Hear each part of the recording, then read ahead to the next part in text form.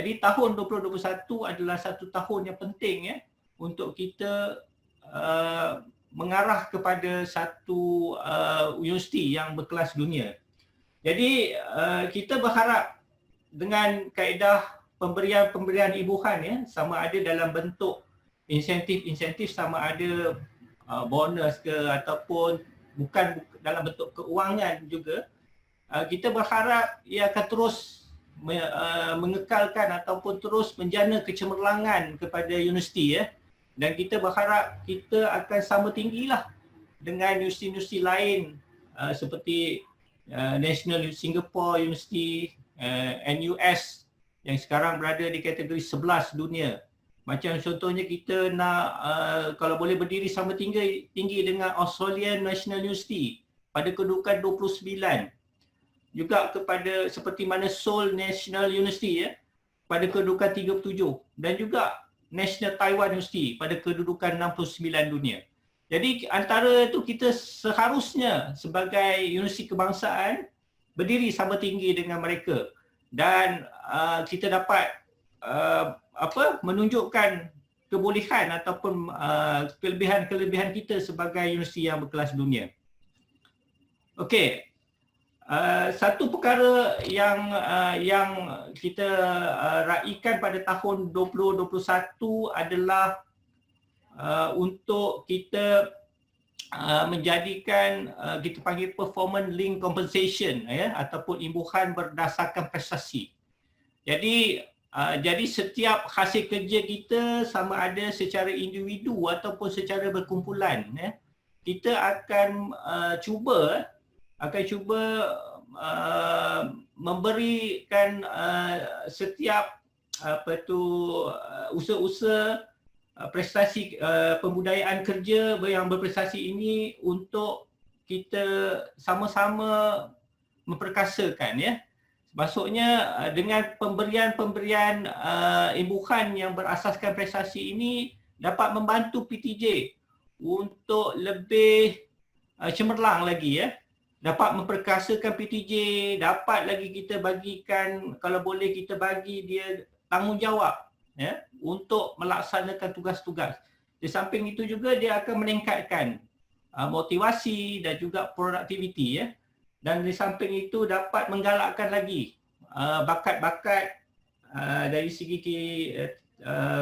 kaki tangan kita ataupun staf kita, sama ada pensyarah ataupun PMP lah, untuk terus cemerlang dan terus dapat membantu kita meningkatkan kita punya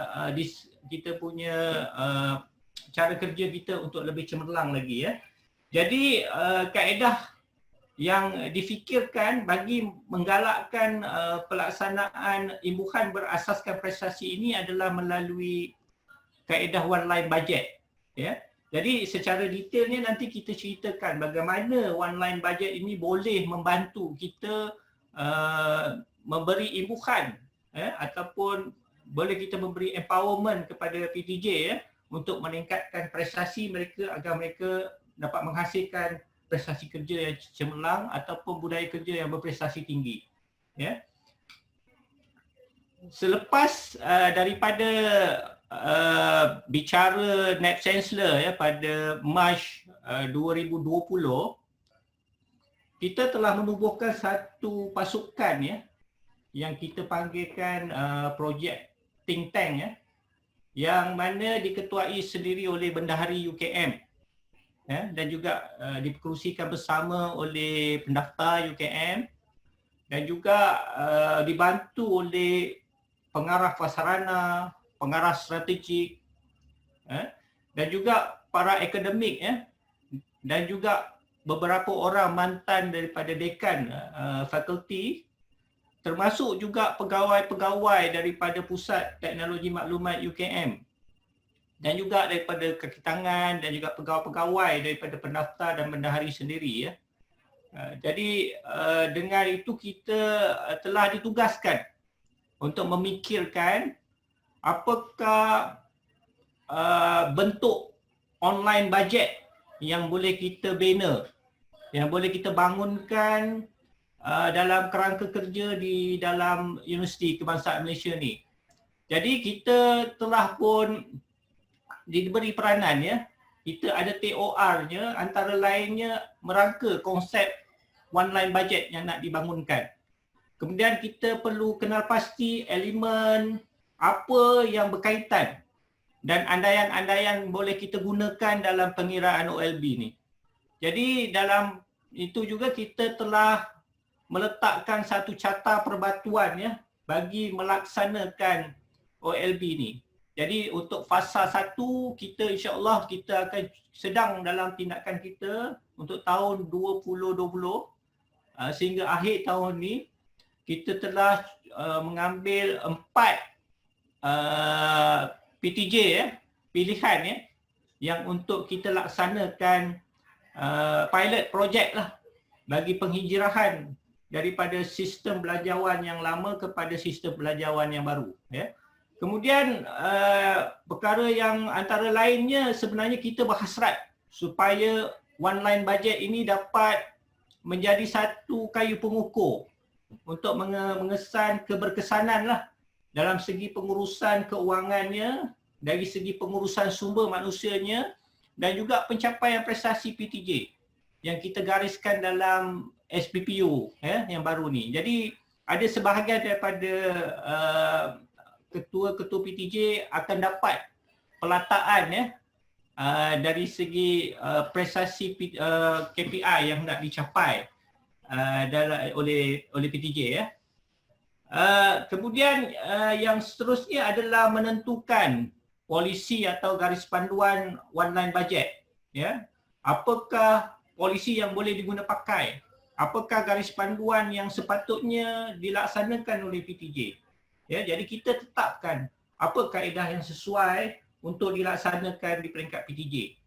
Dan akhir sekali yang kita laksanalah kita akan cuba menjadikan one line budget ini sebagai satu sumber ataupun input kepada peringkat pembuatan keputusan terutamanya pusat strategik ya untuk membantu mereka untuk menilai ya dari segi pencapaian KPI di peringkat PTJ berkenaan ya.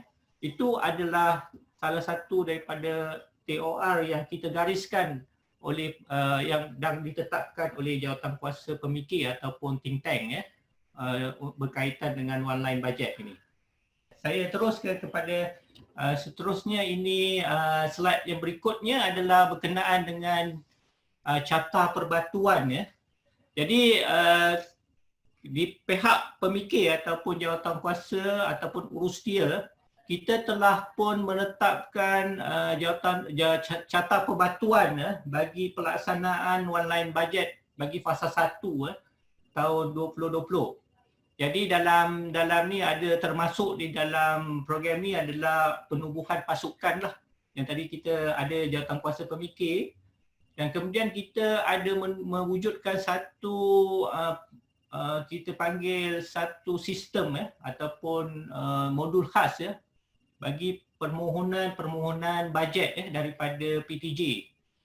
Kita telah pun bersama-sama dengan pihak PTM saya ucapkan ribuan terima kasih lah kepada pihak teknikal daripada Pusat Teknologi Maklumat yang dapat memberikan kerjasama yang baik untuk kita menyediakan satu skrin kepada PTJ yang dibawa di dalam modul IFAS Jadi kita dapat menyediakan satu skrin kepada PTJ untuk memohon dan seterusnya kita dapat mengumpul data-data daripada permohon daripada PTJ untuk kita mengenal pasti apakah sebenarnya keperluan ataupun apakah sebenarnya keupayaan yang ada di PTJ untuk kita angkat kepada pihak pengurusan UKM ya.